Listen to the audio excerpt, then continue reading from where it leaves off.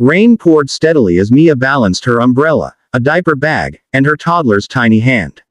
The small-town cafe was her 5-minute escape before another long shift at the diner. She stood in line, counting her last few dollars, barely enough for her regular black coffee. Then, she noticed him. A tall man in an expensive suit stood ahead, fumbling through his pockets with a furrowed brow. "Forgot my wallet," he muttered under his breath. Without thinking, Mia spoke up. "I can get your coffee," she said softly. The man looked surprised, then almost amused. "You don't have to." "I know," she replied, handing a few crumpled bills to the cashier.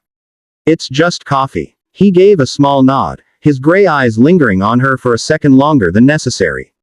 She smiled awkwardly, took her cup, and left with her sleepy child. To Mia, it was nothing, just a kind act in a hard life. But the man's gaze followed her out into the rain, thoughtful and unreadable. Mia woke to the faint sound of birds and the distant hum of traffic.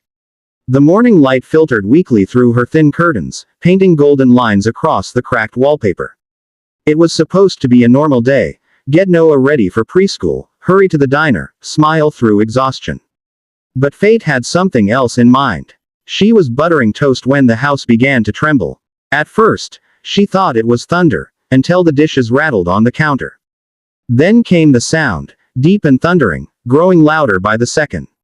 She rushed to the window, heart pounding, and her breath caught. A helicopter hovered low over her tiny front yard, whipping up dust and dry leaves, sending laundry from the clothesline flying like flags in a storm. Noah screamed and clung to her leg, his toy truck forgotten on the floor. "Mommy, it's loud," he cried, covering his ears. From the helicopter stepped a tall man in a dark suit.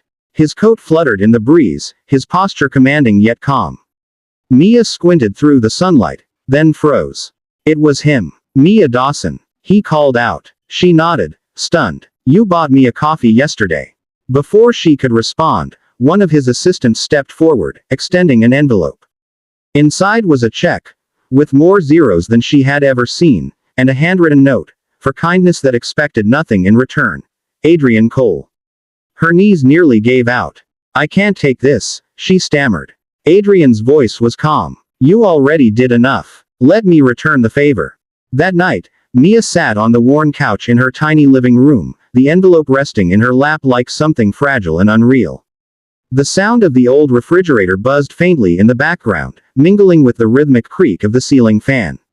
Noah was asleep in the next room, his soft breathing a comforting reminder of why she worked so hard. But tonight, she couldn't think about work, or bills, or laundry. She slowly opened the envelope again, half expecting the check to have vanished, like a dream fading with daylight. But it was still there. $500,000. Written in bold, elegant ink, signed, Adrian Cole. Her hands trembled. She'd never seen that many zeros outside of lottery ads. She turned on her old laptop, typed his name into the search bar, and gasped. Adrian Cole, CEO of Cole Industries, tech billionaire, philanthropist. His face appeared on every financial site, the same gray eyes she remembered from the cafe. Her pulse quickened. Why her? He could have anyone, help anyone. Why choose a broke waitress with a toddler and overdue rent? Then her phone buzzed. "I hope I didn't scare you today," came a familiar voice. "Mr. Cole," she breathed. "Adrian," he corrected gently. "Have dinner with me tomorrow." No expectations, just two people, one meal. The line went silent before she could reply, leaving her heart racing and a spark of something she hadn't felt in years: hope. Mia stood in front of her bedroom mirror, staring at her reflection with a mix of disbelief and nerves. She smoothed the navy blue dress she had borrowed from her sister, her hands trembling slightly as she fastened a silver locket around her neck. Noah was spending the night with a neighbor, and for once, the house was quiet. When the knock came at 7 sharp, her pulse leapt. Adrian's driver greeted her politely and guided her into a sleek car bound for the city. The restaurant was breathtaking, golden lights reflecting off the river, piano music soft in the air.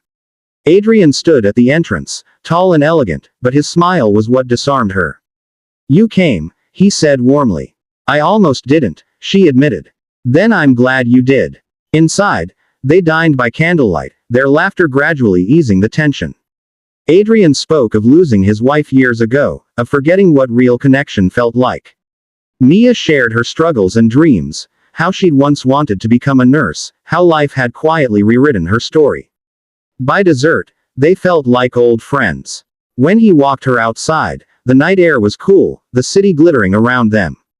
Sometimes, he said softly, the smallest acts change everything. She looked up at him, eyes shining. For the first time in years, Mia felt something she'd thought she'd lost forever. She felt seen.